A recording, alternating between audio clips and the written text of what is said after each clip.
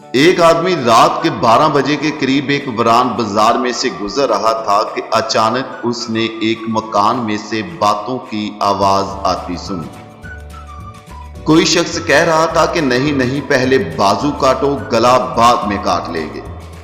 आदमी ने बस इतना सुनना था कि उसने थाने की तरफ दौड़ लगा दी और पुलिस चौकी पहुंचकर सारी बात बताई। जब पुलिस इस आदमी के साथ इस मुकाम में पहुंची तो अंदर जाकर देखा कि 2 दर्जी बैठे कपड़े काट रहे थे।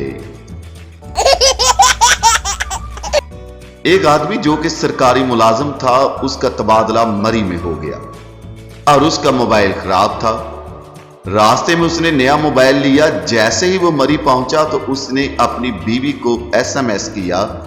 क्योंकि मोबाइल नया था, उसमें कोई भी नंबर सेव नहीं था, इसलिए जल्दी में नंबर गलत डायल कर दिया। वो एसएमएस एक ऐसी औरत को मिला जिसका एक दिन पहले ही शौहर फौत हुआ था।